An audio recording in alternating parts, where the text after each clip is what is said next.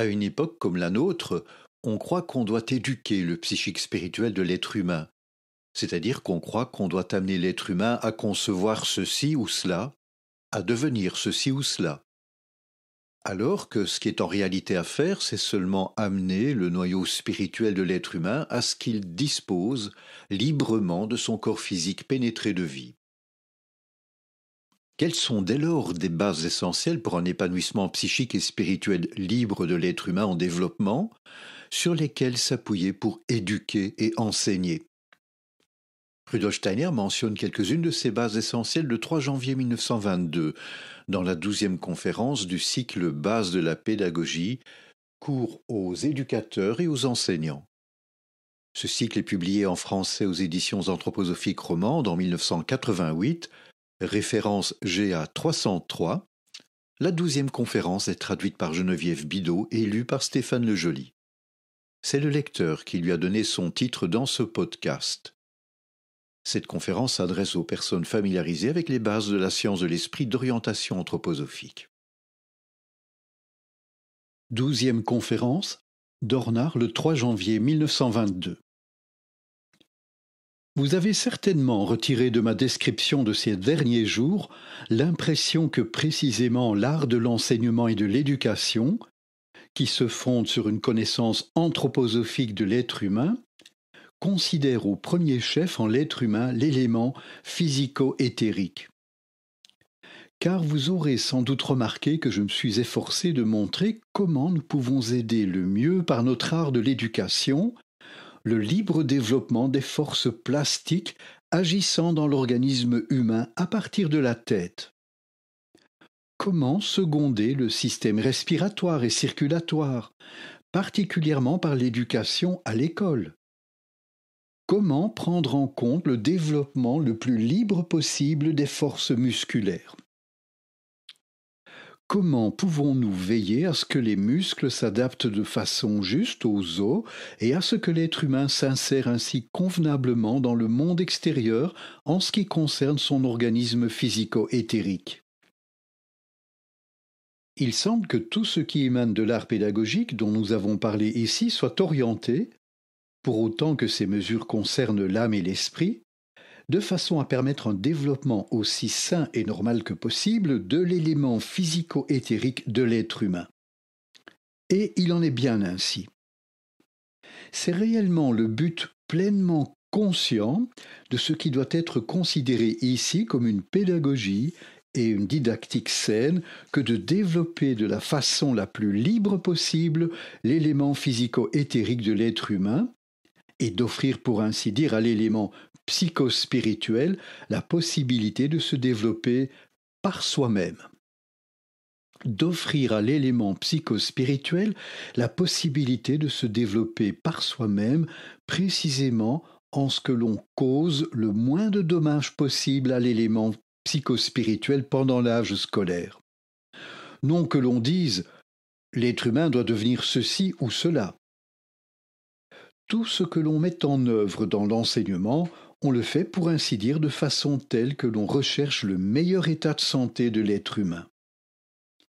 Étant donné qu'on doit précisément considérer aussi dans l'enseignement l'élément psychospirituel, étant donné que l'élément corporel doit devenir l'expression, la manifestation de l'élément psychospirituel, il faut veiller à traiter l'élément psychospirituel de la manière qui convient au développement sain de l'être humain. Dans quelle maxime suprême d'éducation une telle conception a-t-elle donc précisément sa source? Eh bien, elle a sa source dans une attention absolue à la liberté humaine, à la situation de liberté de l'être humain. Elle a sa source dans l'idéal qui veut placer l'être humain dans le monde de façon telle qu'il puisse développer sa liberté individuelle, qu'il n'ait pas dans son corps un obstacle au développement de cette liberté individuelle. Ce que nous recherchons donc tout particulièrement par cet art de l'éducation et de l'enseignement orienté vers la partie physico-éthérique de l'être humain, c'est que celui-ci apprenne à se servir plus tard de façon juste de cette partie physico-éthérique dans le cours ultérieur de sa vie. car cet art de l'éducation repose tout autant sur une connaissance de l'être humain que sur une certaine confiance que la vie se développe le mieux lorsqu'elle peut le faire librement et sainement. Naturellement, toutes ces choses sont à prendre dans un sens relatif, mais on peut fort bien comprendre ce sens relatif. Celui qu'on empêche, pendant la période scolaire de sa vie, de pouvoir se servir de façon juste de son système respiratoire, de son système des os et des tendons, devient dans la vie un homme non libre. Et celui que l'on dresse en se disant qu'il doit acquérir pour la vie tel ou tel concept, telle ou telle représentation, devient un être humain non libre. Seul devient un être humain libre celui que l'on éduque en déchiffrant les exigences qu'impose le développement physico-éthérique de l'être humain. C'est sur l'être humain lui-même qu'il faut lire ce que l'on doit entreprendre à son égard, du point de vue de l'âme et de l'esprit, pendant l'âge scolaire. La conception anthroposophique du monde veut faire ses preuves pour la vie précisément en ce qu'elle conduit non pas à un faux idéalisme, mais justement à savoir manier de façon réellement pratique ce qui existe dans la vie, dans la mesure où la vie nous montre des êtres humains qui évoluent dans un corps entre la vie et la mort, et qui doivent avoir développé dans ce corps ce qui est leur partie psychospirituelle. Voyez-vous, même si nous le voulions, nous n'aurions en tant que professeurs et éducateurs absolument aucune influence sur l'évolution véritable de l'être psychospirituel de l'homme. Cet élément psychospirituel ne se présente sous la forme qui correspond à sa nature qu'entre le moment où l'on s'endort et celui où l'on s'éveille. Car il nous faudrait en réalité éduquer cet être psychospirituel pendant son sommeil, si nous voulions l'éduquer. Nous ne pouvons absolument pas l'éduquer. Et c'est ce qui, à une époque comme la nôtre, est tellement à l'opposé de notre attitude. On croit qu'on doit éduquer l'être psychospirituel, qu'on doit amener l'être humain à concevoir ceci ou cela, alors qu'on doit seulement l'amener à ce que l'être spirituel dispose librement de son corps physique pénétré de vie. On ne peut traiter de l'éducation, je l'ai souvent mentionné, sans lien avec l'ensemble de la civilisation d'une époque et plus généralement avec tout le milieu dans lequel elle est placée. Je m'abstiendrai bien évidemment d'insérer dans ces considérations quelque chose qui ne fait pas partie de notre sujet. Mais ce qui va suivre fait partie au plus haut point de l'étude de notre sujet, du moins de par notre époque.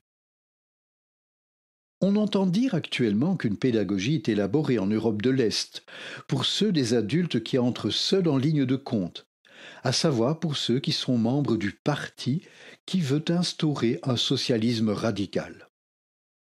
Car on ne considère là-bas plus rien comme juste de ce qui a eu de la valeur jusqu'à présent, et ainsi on élabore une nouvelle pédagogie. Note du lecteur, Rudolf Steiner fait bien sûr référence ici au type d'éducation qui est conçu sous le régime bolchevique en URSS. Fin de la note du lecteur. La démarche pédagogique consiste à prendre des mesures purement extérieures. Et comment le fait-on ? On nous dit qu'une des personnalités russes en vue a été maintenant choisie pour écrire une histoire du Parti communiste. Il doit consacrer 1 mois à écrire cette histoire du Parti communiste.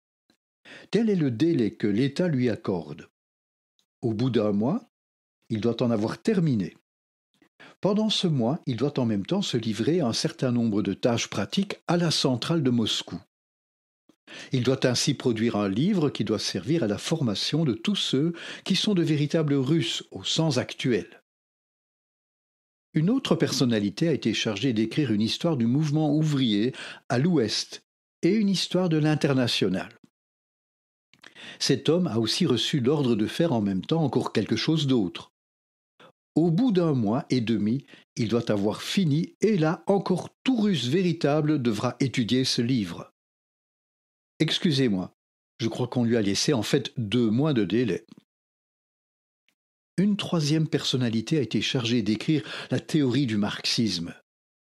Elle doit y consacrer 1 mois et demi et devra fournir alors un livre que devront étudier tous ceux qui veulent se faire une place honorable dans la société de l'Est. Un petit nombre d'hommes est chargé de la même manière de créer la littérature russe du proche avenir. On prescrit à chacun le nombre de semaines qu'il doit y consacrer et également ce qu'il doit faire d'autre pendant le même temps. Celui qui doit écrire sur le marxisme est en même temps co-rédacteur de la Pravda. Pourquoi est-ce que je mentionne ceci? Parce que c'est au fond l'ultime conséquence de ce que nous portons tous en nous par le fait que nous sommes des êtres humains de la civilisation actuelle. On ne veut seulement pas reconnaître que c'en est la conséquence ultime qui est seulement poussée à l'absurde à l'est de l'Europe. L'absurde consiste en ce que l'on part de l'idée que l'être humain doit savoir telle ou telle chose précise. Que l'on ne part pas de cette perspective. Comment l'être humain doit-il être pour être un être humain? Un être humain inséré de façon juste dans l'ordonnance du monde. Le maître doit apporter à l'école le plus grand respect pour l'élément psychospirituel de l'homme, et sans ce très grand respect, on ne peut pas plus venir à bout de l'aspect scolaire de l'éducation que sans une certaine formation scientifique et artistique de l'enseignant. Aussi, peut-on exiger en tout premier lieu du maître qui veut agir sur la base d'une pédagogie orientée selon l'anthroposophie, qu'il éprouve du respect pour les possibilités d'évolution de cet élément psychospirituel que l'enfant apporte dans le monde, qu'il se ressente lui aussi devant l'enfant comme en face d'un être libre, et qu'il trouve en conséquence les principes qui peuvent éduquer l'enfant de façon telle que lorsqu'il fera plus tard retour sur son éducation, il ne puisse y voir aucune atteinte à sa liberté, même dans les conséquences de cette éducation. La meilleure façon de voir clairement le sens de tout ceci est de nous poser la question suivante.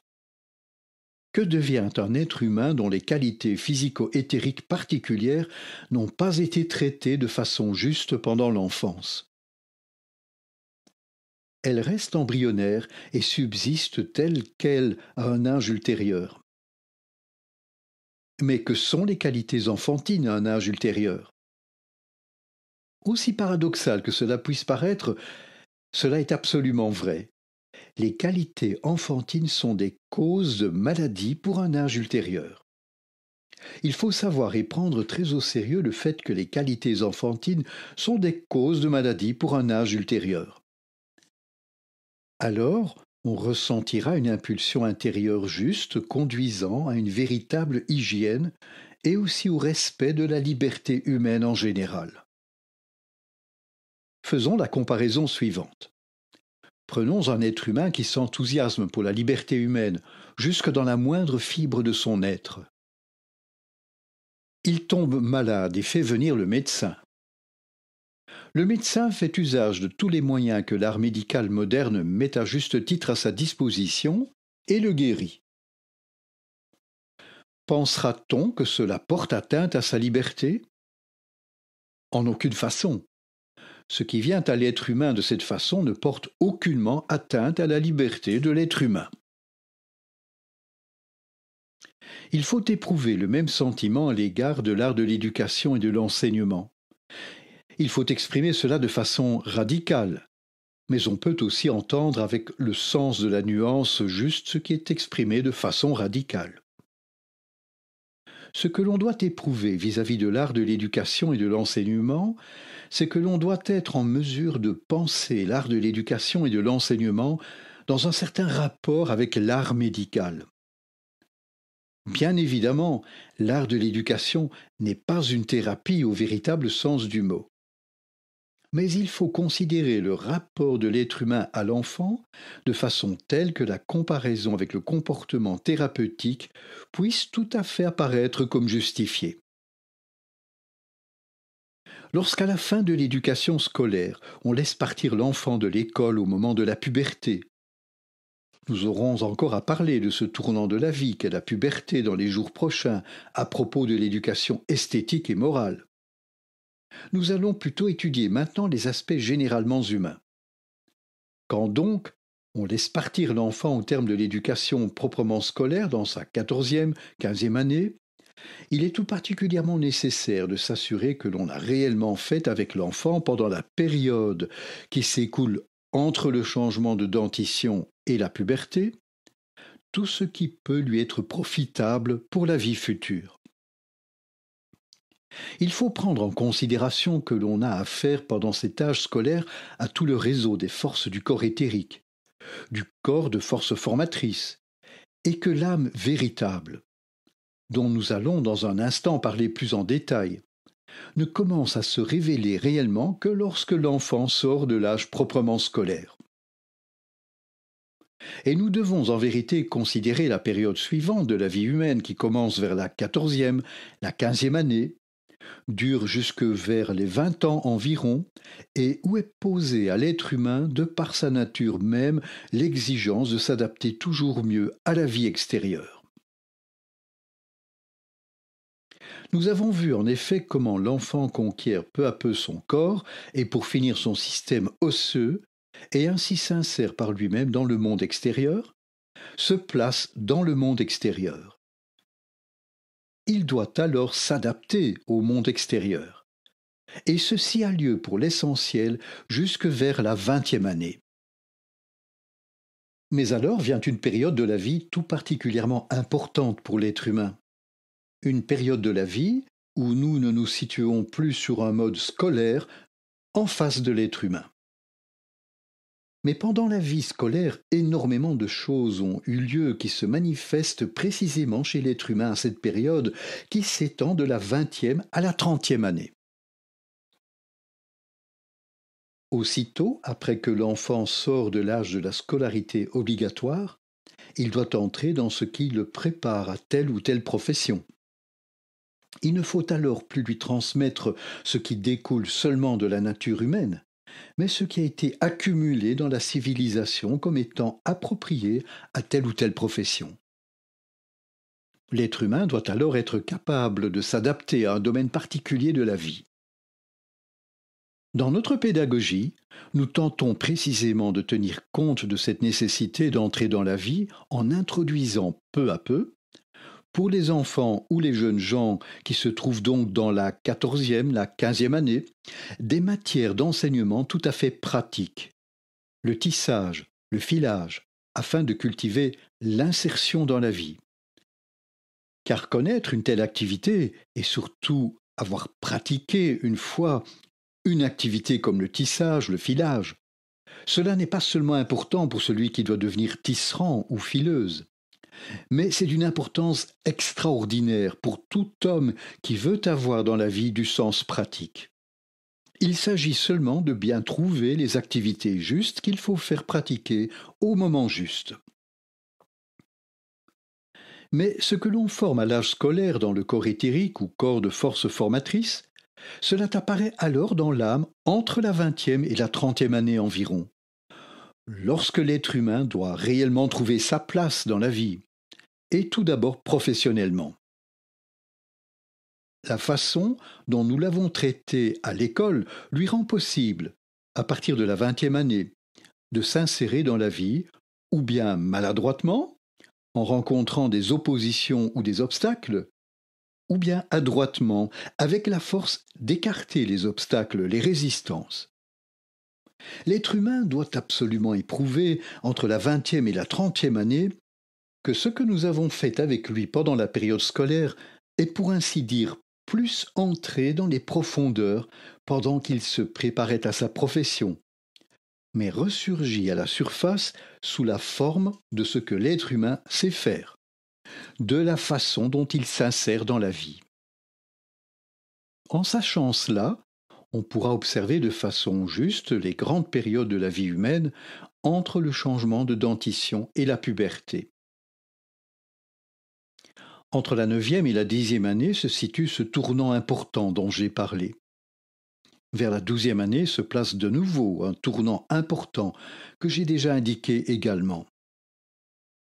Lorsque l'enfant quitte dans sa 6e, sa 7e année la maison familiale et nous arrive à l'école, il est tout d'abord ce que j'ai appelé un organe d'essence totale. Il a beaucoup acquis par l'imitation. Il a développé en lui-même une certaine plastique. Cela, il nous l'apporte à l'école.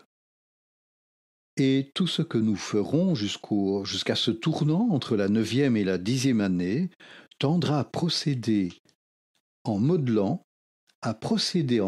dans l'éducation et l'enseignement de façon à ce que l'être humain soit toujours présent dans ce travail de modelage.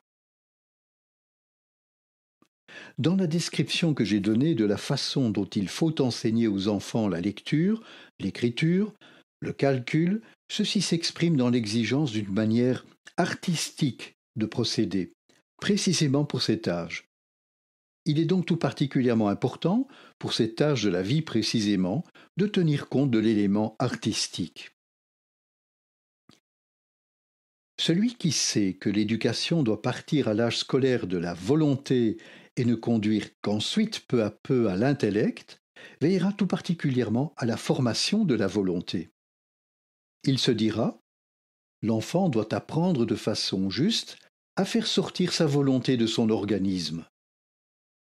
Pour cela, il faut que la volonté prenne de façon juste un caractère de sentiment dans toutes ses formes d'expression. Nous ne devons pas seulement faire ceci ou cela, nous devons aussi, de façon appropriée, éprouver de la sympathie et de l'antipathie pour ce que nous faisons. Et le meilleur élément qui, abstraction faite de sa valeur propre, plonge l'enfant dans ce courant est l'élément musical. C'est pourquoi, dès que l'enfant arrive à l'école, il faudrait mettre l'enfant en contact avec l'élément musical par le chant, mais aussi par la pratique simple d'un instrument. Ce n'est pas seulement que l'enfant cultive par là son sens esthétique, mais avant tout parce qu'on obtient par ce moyen une formation intérieure harmonieuse de l'élément de la volonté. Et pour cela aussi les dispositions innées de l'enfant nous sont une aide. Il est, à l'intérieur de son corps, un plasticien, et nous pouvons faire sortir ces dispositions intérieures de plasticien, très généralement faire sortir l'ensemble de ces dispositions innées. L'enfant possède aussi des dispositions innées à ce que même si ce n'est pas commode, nous le laissions faire toutes sortes de choses sur le papier par lesquelles il peut être introduit dans les mystères du monde des couleurs. Il est par exemple extraordinairement intéressant de voir comment les enfants se trouvent progressivement à l'aise dans l'élément de la couleur lorsqu'on les laisse d'abord tout simplement disposer à leur guise de la couleur sur une surface blanche.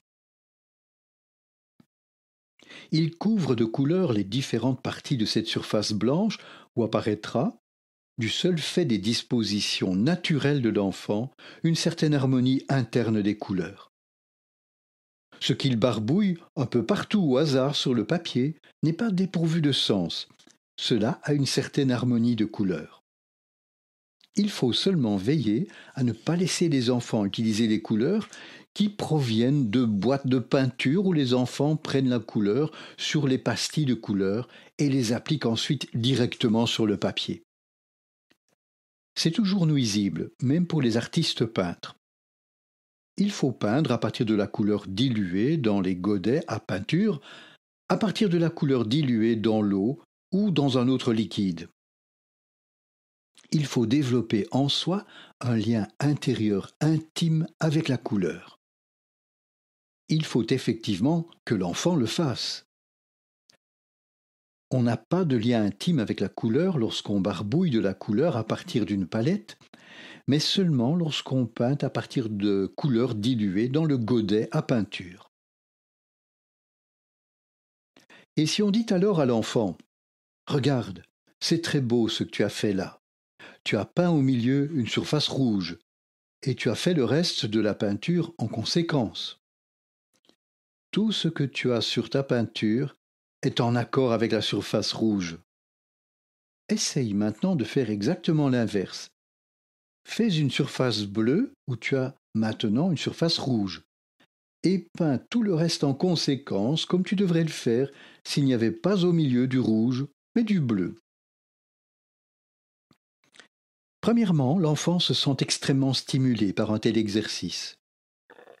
Deuxièmement, grâce à quelques conseils de la part du maître et éducateur, l'enfant réalisera très certainement cette transposition dans une autre tonalité de couleur, en gagnant énormément dans son rapport avec le monde si on lui fait faire une telle chose.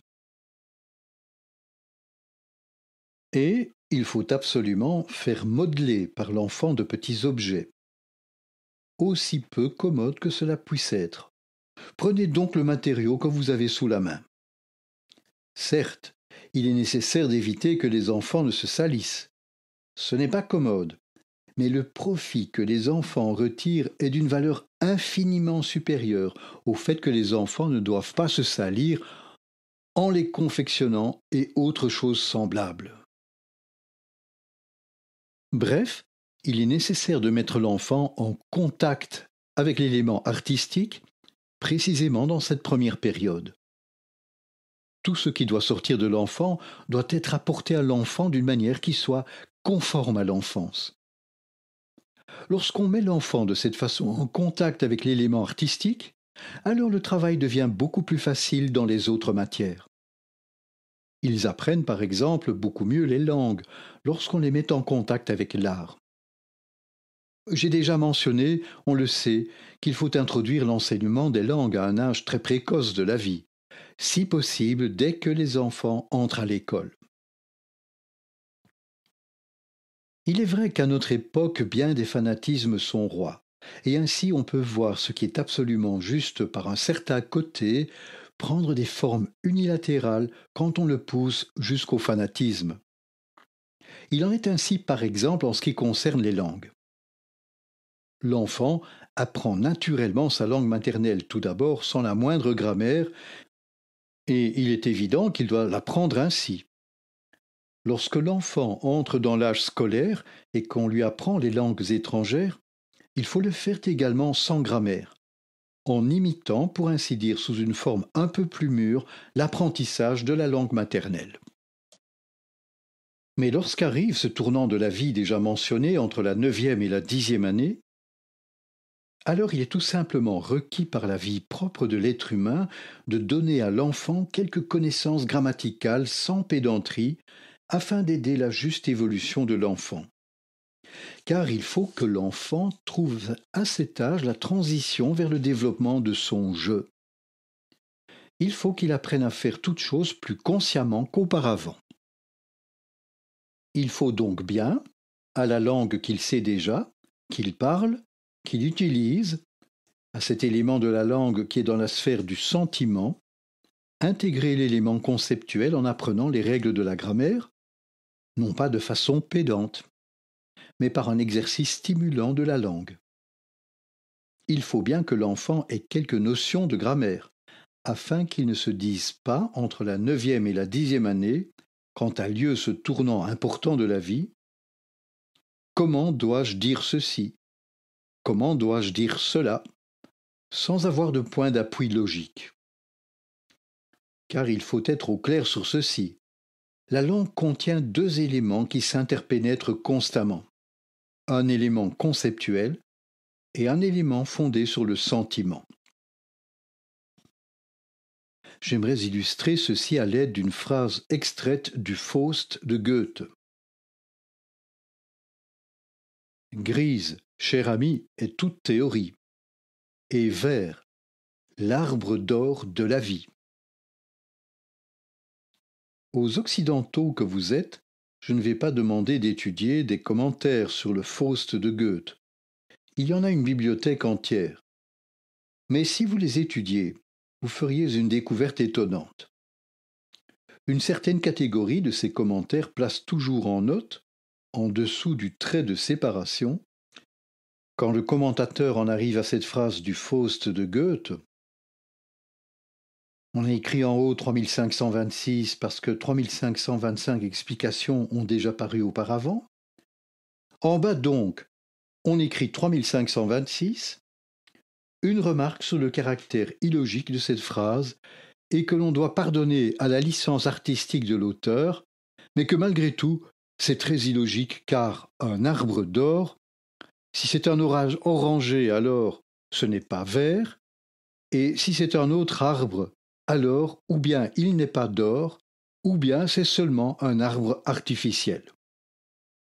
En tout cas, un arbre d'or ne peut pas être vert. Et d'un autre côté, il faut ajouter la théorie. Voyons, elle ne peut pourtant pas être grise. C'est pourtant quelque chose que l'on ne voit pas, donc elle ne peut pas être grise. La chose n'est donc pas logique. Certes, il y a aussi d'autres commentateurs, ils sont plus artistes. Ils se réjouissent que tout ne soit pas pleinement logique dans cette affaire. Eh bien, qu'y a-t-il au fond de tout cela? Il n'y a que dans cette phrase l'élément de la langue qui appartient à la sphère du sentiment, d'un côté, et l'élément conceptuel et descriptif, de l'autre, ressortent avec une force toute particulière. En disant un arbre d'or, il veut dire un arbre que l'on aime autant que de l'or. Et avec ce terme d'or, on ne prête plus attention à ce que l'on voit, mais justement au sentiment que l'on éprouve devant cet éclat particulier. Un arbre d'or est donc celui pour lequel on éprouve le même sentiment que pour l'or. On n'a pris là que le sentiment en considération. Et par le terme de vert, on désigne un vrai arbre tel qu'on peut le voir. Là, on tient compte de la logique. La théorie, ce n'est rien que l'on voit, mais bien des hommes éprouvent à son propos, de façon justifiée ou non, ce que vous pouvez éprouver lorsqu'il y a justement du brouillard à Londres. Eh bien, on peut transposer ce sentiment sur la façon dont on ressent la théorie. Et de nouveau, c'est l'élément du langage qui fait partie de la sphère du sentiment qui apparaît dans le terme gris. Mais cet élément du sentiment et l'élément de la pensée dans la langue s'entremêlent partout. Dans les langues actuelles, bien des aspects sont estompés, mais aux époques passées où les langues étaient en train de se former, un élément actif, formateur, était partout présent et ainsi l'élément du sentiment a été introduit dans l'élément conceptuel. Note du lecteur, je vais relire ces paroles de Goethe, encore une fois. Grise, cher ami, est toute théorie, et vert, l'arbre d'or de la vie. Fin de la note du lecteur. Or, le rapport de l'enfant à la langue se situe avant la 9e année exclusivement dans la sphère du sentiment. Mais l'enfant ne pourrait pas développer la conscience de lui-même si nous n'introduisions pas un peu de l'élément conceptuel. C'est pourquoi il est tellement nécessaire de faire accéder à l'enfant à cet élément conceptuel par le détour de règles de grammaire, enseignées avec bon sens, tout d'abord à propos de la langue maternelle, mais peut-être aussi ensuite de la langue étrangère, les règles de grammaire suivant toujours l'acquisition de la langue. Il faut, ce faisant, prendre garde à la chose suivante. Entre la 9e et la 10e année, l'enfant doit acquérir le sentiment que de cette façon, il pénètre ainsi un peu dans la compréhension de la langue, ainsi que je l'ai exprimé. Ainsi, on pourrait donner à l'enfant un sentiment grammatical juste de la langue. Vers la 12e année, et nous devons y veiller, l'enfant doit avoir développé le sentiment de la beauté de la langue, un ressentir esthétique vis-à-vis de la langue, et il doit aussi s'efforcer, quand il arrive aux environs de la 12e année, de s'exprimer de façon sensée selon ce que j'aimerais appeler le, entre guillemets, beau parler. Et seulement à partir de là, jusqu'à l'époque de la puberté, l'enfant devrait développer ce qui fait partie du maniement de la langue lorsqu'on veut persuader quelqu'un. L'élément dialectique de la langue. L'enfant ne doit aborder cet élément que lorsqu'il sort de l'âge proprement scolaire. Si bien que l'on pourrait dire, les facultés qui doivent s'éveiller peu à peu en nous à l'égard de la langue, c'est tout d'abord un sentiment de l'exactitude de la langue donnée dans la vie elle-même, le sentiment de la beauté de la langue, puis le sentiment du pouvoir que l'on a dans la vie par la langue. C'est ainsi que doit être organisé tout ce qui fait partie de l'enseignement des langues. Il est beaucoup plus important pour l'enseignant, pour l'éducateur d'entrer peu à peu dans ses manières de faire que de se voir donner un quelconque plan scolaire tout fait avec l'indication d'objectifs à atteindre. Il saura bien introduire et traiter de cette façon les éléments justes aux différentes périodes de la vie. Avec art et d'une manière artistique, il saura, sans négliger pour autant l'élément plastique, joindre jusque vers la 9e et la 10e année l'élément descriptif à l'élément plastique, où l'être humain est encore concerné personnellement. Ceci est tout à fait possible si l'on choisit une progression de l'enseignement telle que je l'ai décrite ces derniers jours, où l'on rapproche d'une part les sciences de la nature de la géographie physique, et où l'on traite de ce qui concerne les animaux en rapport avec l'être humain. Note du lecteur, Rudolf Steiner fait référence ici à la 10e conférence de ce cycle de conférences bases de la pédagogie, donnée le 1er janvier 1922. Fin de la note du lecteur.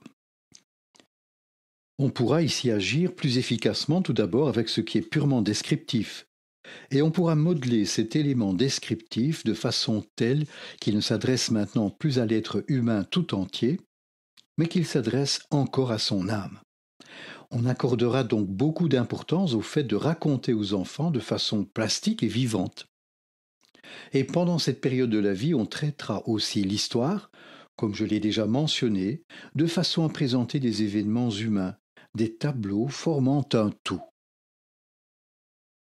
Puis, quand on approche de la 12e année, mais pas avant, peut alors venir se joindre à l'élément plastique et à l'élément descriptif, l'élément explicatif. On prend alors en compte les causes et les effets, ce qui fait appel à l'effort intellectuel. C'est entre la 11e et la 12e année seulement que l'enfant entre dans cette sphère. Or, il y a un élément qui doit se déverser sur toute cette période. C'est l'enseignement des mathématiques qu'il faut traiter dans ses parties les plus diverses, naturellement de façon adaptée à l'âge de l'enfant.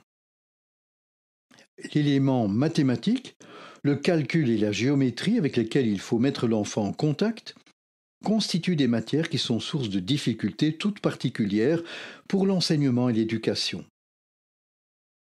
Car ce qui fait partie des mathématiques, on l'enseigne pendant tout l'âge scolaire, d'abord de façon assez simple, avant la 9e année.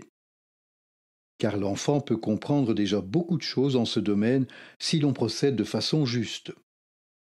Puis en allant toujours plus loin de façon plus complexe.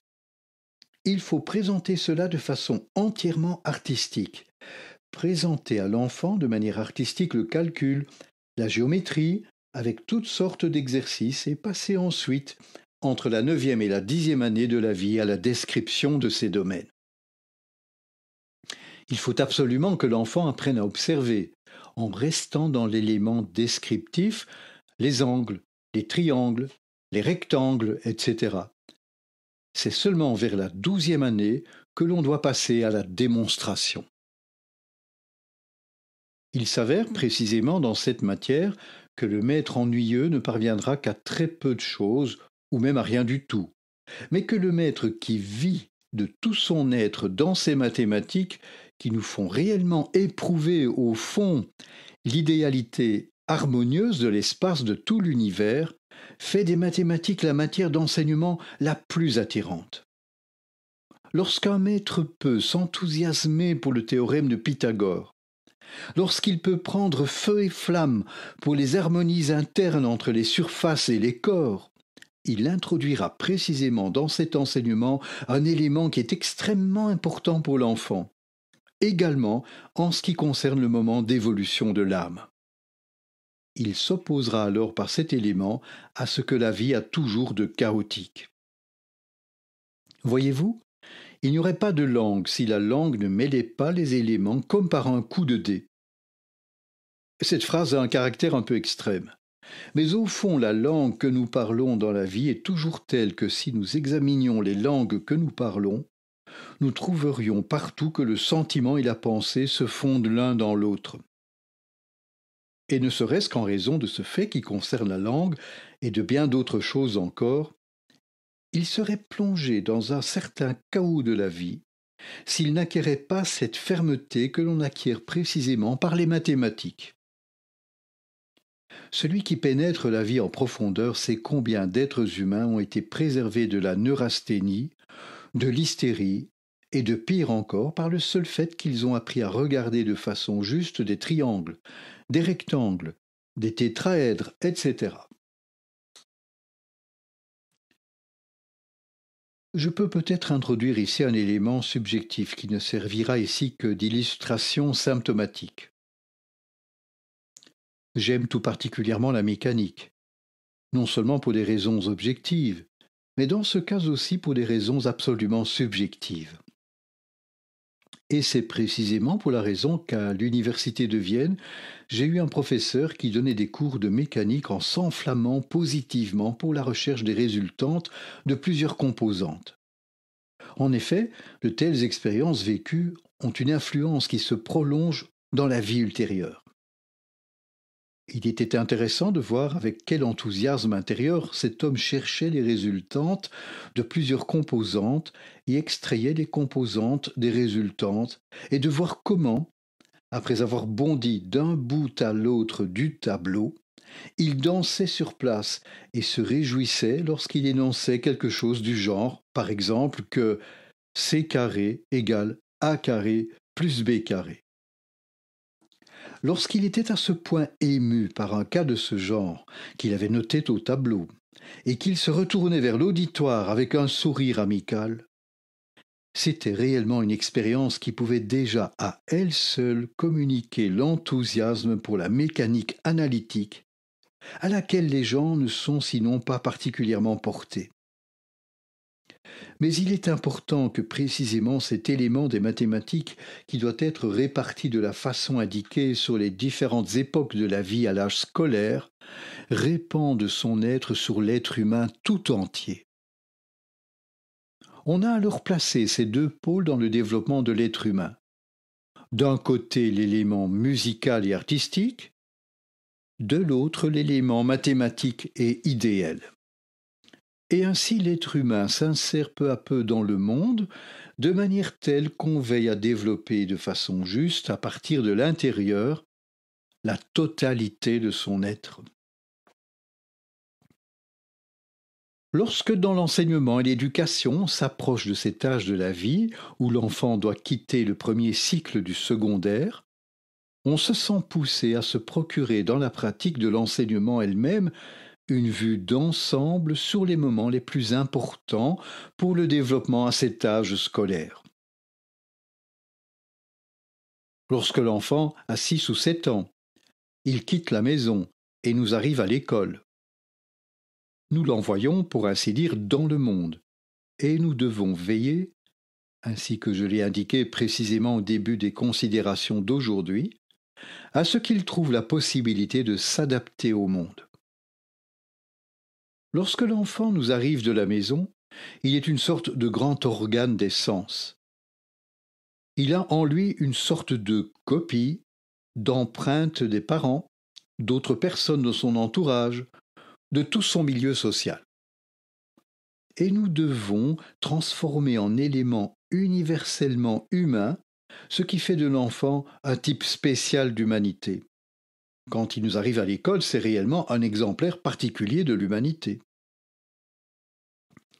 Nous pouvons le faire surtout en agissant sur les systèmes respiratoires et circulatoires, qui sont hors de portée de ce qui est individuel en l'être humain. Nous devons en effet transformer d'une certaine façon le type particulier d'humanité que nous accueillons à l'école en un être humain plus universel. Mais l'enfant porte en lui quelque chose de tout à fait individuel dès le moment où il arrive à l'école. Non pas sous la forme prononcée et caractéristique que cela peut prendre quand cela apparaît de façon unilatérale chez l'adulte à un âge ultérieur. Lorsque nous parlons des tempéraments des diverses sortes d'êtres humains, lorsque nous parlons des tempéraments mélancoliques, sanguins, flegmatiques, colériques. Mais la nature de l'enfant a une coloration tout à fait personnelle qui nous permet de parler d'enfants ayant une certaine tendance à être mélancoliques, flegmatiques, sanguins, colériques. Dans l'art de l'enseignement et de l'éducation, il nous faut apprendre à observer et à comprendre toutes les subtilités qui sont liées à ces tendances de l'enfant, à tel ou tel tempérament, à comprendre aussi comment il faut traiter l'enfant selon qu'il a tel ou tel tempérament.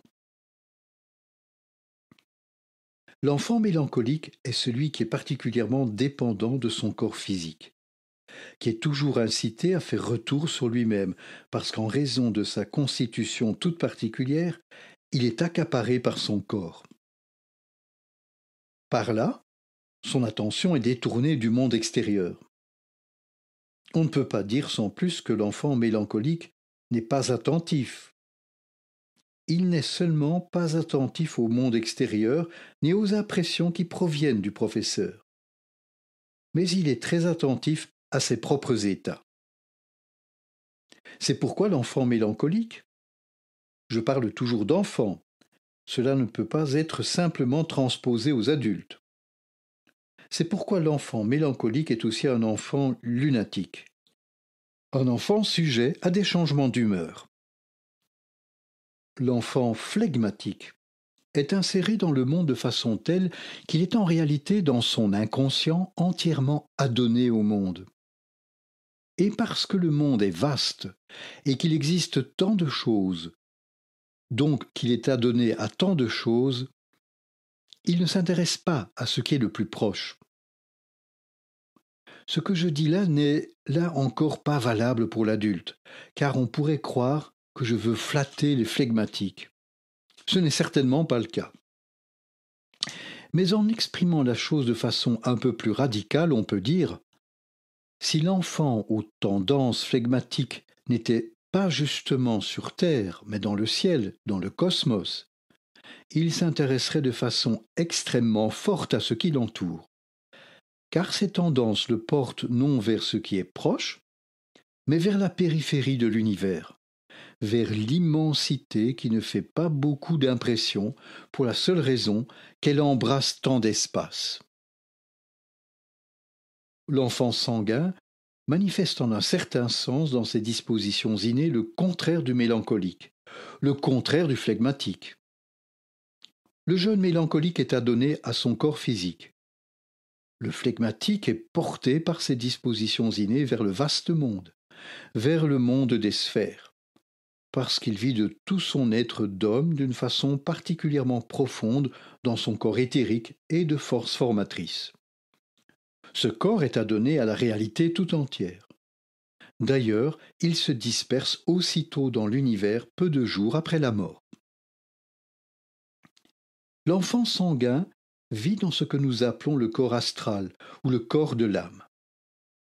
Ce corps de l'âme se distingue du corps physique et du corps éthérique en ce qu'il n'a en réalité aucun intérêt pour le temps et pour l'espace. Il est en dehors du temps et en dehors de l'espace. C'est grâce à l'action du corps astral que nous avons constamment en nous, à chaque instant de notre vie tout entière. Les événements plus éloignés atténués naturellement par rapport aux événements plus rapprochés. Le corps astral est par excellence celui qui dirige les rêves. Or, vous savez que les rêves ne se soucient pas beaucoup du cours temporel de la vie. Nous rêvons de quelque chose qui a eu lieu hier. Des êtres de notre prime enfance sont mêlés aux rêves. Le corps astral mêle les événements de la vie tout entière, non pas selon la suite des temps et de l'espace, mais selon le désordre qu'il introduit dans les choses. Selon le désordre qui doit être introduit dans les choses, d'une façon toute différente des règles du temps et de l'espace. L'enfant sanguin est tout particulièrement adonné à ce corps astral et ceci se manifeste dans toute son attitude. Il reçoit même les impressions extérieures comme si ce qui est hors du temps et de l'espace nous était déjà donné par le monde lui-même. Il s'adonne fugitivement à une impression, ne l'élabore pas parce qu'il ne se soucie pas du temps. Il est adonné au corps astral. Il ne veille pas à ce que l'impression reste dans l'être de l'homme. Ou encore, il ne se souvient pas volontiers du passé. L'enfant sanguin vit dans l'instant présent, parce qu'il ne tient précisément pas compte du temps, mais manifeste dans la vie extérieure ce que le corps astral doit en réalité développer dans un monde supérieur. Note du lecteur, dans l'édition française de 1988, il manque ici un passage, et ce passage est le suivant. Cela donne à l'enfant sanguin une certaine superficialité.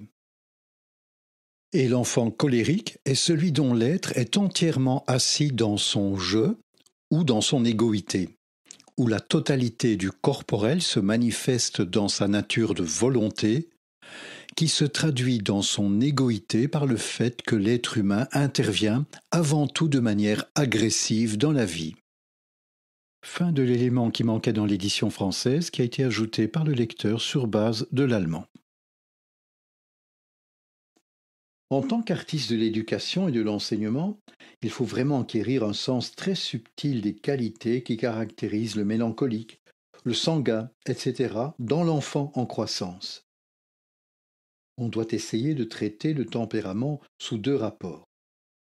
Tout d'abord, en introduisant déjà dans l'école un certain élément social, précisément par le biais des tempéraments. On se procure dans sa classe une vue d'ensemble sur les enfants mélancoliques ou les enfants qui ont tendance à la mélancolie. Les tempéraments sont mêlés. Il faut tenir compte de tout. Et on fait asseoir dans la classe, là où on le juge bon, un groupe d'enfants mélancoliques, un groupe d'enfants flegmatiques, un autre groupe d'enfants sanguins et un groupe d'enfants colériques. Il est bon de regrouper les enfants de même tempérament pour cette simple raison que, lorsque les mélancoliques sont assis ensemble, ils ont de ce fait justement des mélancoliques pour voisins, si bien que les mêmes tempéraments se frottent les uns aux autres.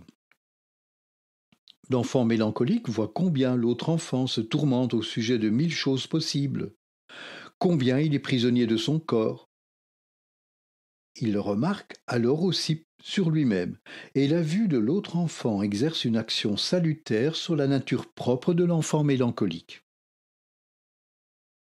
Quand les enfants flegmatiques ont aussi des flegmatiques pour voisins, ceux-ci finissent par tellement les ennuyer que même leur flegme se met à s'exciter et on en arrive à faire sortir du flegmatique quelque chose d'excité par le fait qu'il doit se retrouver avec d'autres enfants flegmatiques, que ceux-ci sont dans sa proximité immédiate. Les enfants sanguins, quand ils sont placés à côté d'enfants sanguins, qu'ils voient voleter à l'extrême d'impression en impression, si bien que tantôt une chose, tantôt une autre les intéresse, veulent les éloigner comme des mouches qui volettent dans le voisinage. En percevant sur l'autre les qualités qu'ils ont eux-mêmes, ils deviennent attentifs à ce qu'il y a de superficiel dans leur tempérament sanguin. Et les colériques, quand on les met ensemble, se donnent mutuellement des bourrades, ce qui guérit en un certain sens leur tempérament colérique. Car les bleus qu'ils en retirent ont une action extrêmement positive sur le tempérament colérique. Observez toutes ces choses. Vous verrez, si vous introduisez de cette façon une sorte d'élément social à l'école, que cela exerce une influence extraordinairement salutaire et que le rapport du professeur à tel ou tel tempérament se manifeste d'une certaine manière. Il ne faut pas traiter l'enfant mélancolique, et même en général les enfants tendant aux différents tempéraments, en faisant l'inverse de ce à quoi ils sont prédisposés. Il faut s'habituer à traiter le semblable par le semblable. Si on voulait inciter par exemple un enfant colérique à rester sagement assis à sa place, alors il s'amasserait en lui tant de puissance colérique que cela agirait pour le coup comme un véritable poison à l'intérieur de son être.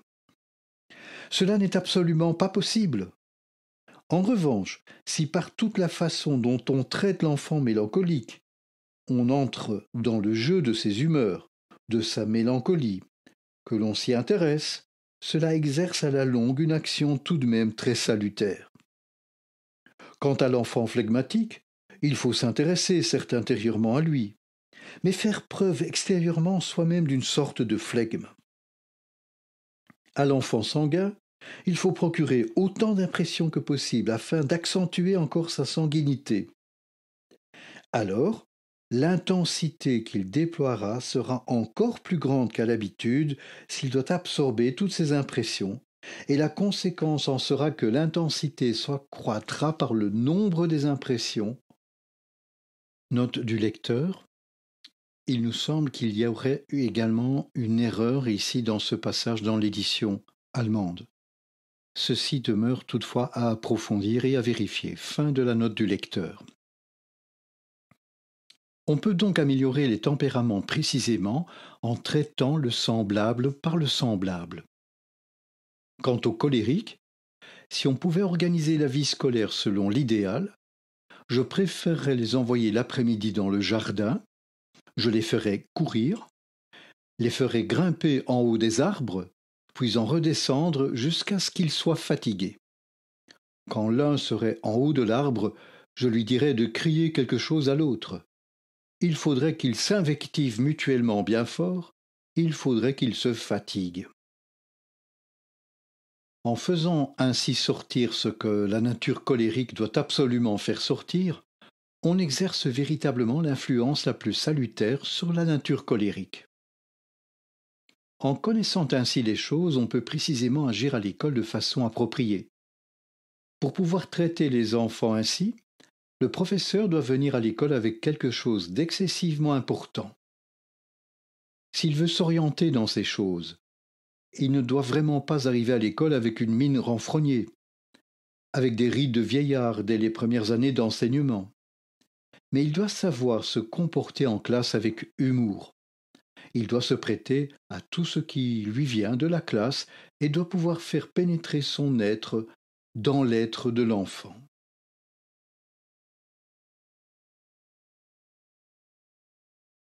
Vous venez d'écouter un extrait du cycle de conférences Base de la pédagogie, cours aux éducateurs et enseignants, donné par Rudolf Steiner en 1922. Il existe de très nombreux autres ouvrages de Rudolf Steiner portant sur l'éducation et la pédagogie, principalement des cycles de conférences. Dans la quasi-totalité des cas, Rudolf Steiner n'a pas été en mesure de relire et corriger les transcriptions écrites des conférences en question. Pour se familiariser avec les concepts de base relatifs à l'éducation de l'enfant, nous conseillons vivement la lecture de l'article précédemment intitulé « L'éducation de l'enfant à la lumière de la science de l'esprit », qui est un écrit plus ancien de Rudolf Steiner datant de 1907 et qui fait seulement un peu plus de 20 pages lorsqu'il est édité au format A4. Le contenu de cet article est aujourd'hui rassemblé avec d'autres articles et conférences dans un ouvrage en langue française intitulé « L'éducation de l'enfant ». Ce livre est publié aux éditions Triade Poche dans un format très accessible à tous. Nous en recommandons chaleureusement la lecture. Enfin, rappelons que la science de l'esprit d'orientation anthroposophique n'est jamais enseignée aux enfants. Enseigner l'anthroposophie aux enfants constitue, entre guillemets, une faute grave, non seulement au niveau éducatif et éthique, mais également au niveau réglementaire, du moins dans l'école Steiner dans laquelle le lecteur de la présente conférence a travaillé pendant 10 ans. L'étude de l'anthroposophie permet par contre aux éducateurs d'observer et de comprendre de manière considérablement plus large, plus subtile et bien plus en profondeur l'être humain en développement, visant ainsi autant que possible, par l'art de l'éducation, le plein épanouissement de ses potentialités et de sa liberté. toute approche sérieuse et intellectuellement honnête d'un auteur et de son œuvre, quel qu'il soit, passe nécessairement par l'examen sans aucun préjugé de sa propre pensée. S'appuyer sur les représentations que se font d'autres personnes, sans avoir soi-même étudié l'auteur originel, c'est parler dans le vide, et c'est même malhonnête lorsqu'il s'agit de propos tenus par des personnes qui en ignorent le contenu ou qui le falsifient sciemment. Toute l'humanité est confrontée aujourd'hui à un niveau sans précédent de mensonges partout répandus jusqu'à saturation.